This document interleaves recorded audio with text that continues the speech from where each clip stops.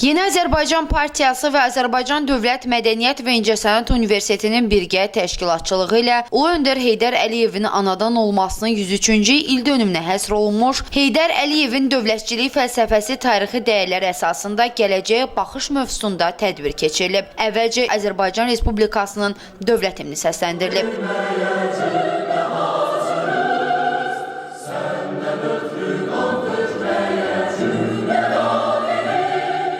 Çıxış edən Yeni Azərbaycan Partiyası sədrinin müavini, mərkəzi aparatın rəhbəri Tahir Budaqov qeyd edib ki, bugün müstəqil Azərbaycanın qazandığı çoxsaylı nailiyyətlərin və möhtəşəm qələbələrin qürurunu yaşamaqla müdrik dövlət xadimi Heydər Əliyevin xalqımız qarşısındakı misilsiz xidmətlərini sonsuz minnətdarlıqla xatırlayırıq. O bildirib ki, Ulu Öndər siyasi və ideoloji nöqteyi nəzərdən bir-birindən fərqli iki dövrdə, istər SSR dönəmində, istərsə də dövlət müstəqilliyinin bərpasından sonra Respublikamıza uğurla rəhbərlik edərək dövlətimiz üçün tale yüklü məsələlərin həllinə nail olmaqla millətimizin parlaq gələcəyini təmin edib. Azərbaycan Dövlət Mədəniyyət və İncəsənət Universitetinin rektoru, əməkdar incəsənət xadimi Ceyran Mahmudova bildirib ki, 44 günlük vətən müharibəsi dövlətimizin qüdrətini, xalqımızın sarsılmaz birliyini və Ulu Öndər Heydər Əliyevin müəyyən etdiyi strateji inkişaf xəttinin uğurla davam etdirildiyini bir daha bütün dünyaya nümayiş etdirdi. Çıxış edən Yeni Azərbaycan Partiyası İdarə Heyətinin üzvü, Milli Məclisin deputatı Mübariz Qurbanlı bildirib ki, Heydər Əliyevin siyasi irsi Azərbaycanın inkişaf modelinin əsasını təşkil edən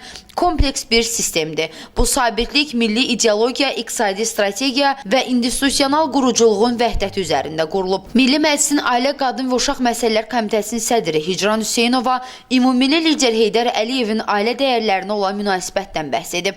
Fəxrlə demək olar ki, biz Heydər Əliyev irsinin zəfər mərhələsini yaşayırıq. Prezident Ali Baş Komandan partiyamızın sədri İlham Əliyev və Respublikamızın birinci vitse-prezidenti Mehriban xanım Əliyeva Ulu Öndərin siyasi kursunu uğurla davam etdirir. Sonra Azərbaycan Respublikasının prezidenti İlham Əliyevin sərəncamı ilə Azərbaycan Respublikasının ictimai siyasi həyatında uzunmüddətli səmərəli fəaliyyətinə görə 2-ci dərəcəli əmək ordeni ilə təltif edilmiş Ədalət Fərəcova orden təqdim olunub. Göstərilən diqqətə və fəaliyyətinə verilən yüksək qiymətə görə dövlət başçısına təşəkkürünü bildirən Ədalət Fərəcov, ümumilli lider Heydər Əliyevin əbədi yaşar ideyalarının, Prezident İlham Əliyevin məqsədyönlü siyasətinin və Yeni Azərbaycan Partiyasının uğurlu fəaliyyətinin Azərbaycana möhtəşəm nailiyyətlər qazandırdığını, ölkəmizin tərəqqi və zəfər zirvəsinə yüksələrək keyfiyyətcə yeni inkişaf mərhələsinə qədəm qoyduğunu vurğulayıb. Tədbirin rəsmi hissəsi Yeni Azərbaycan Partiyasının himninin səsləndirilməsi ilə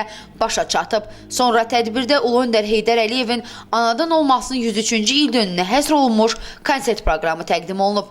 Banu Hüseynli, Səs TV xəbər.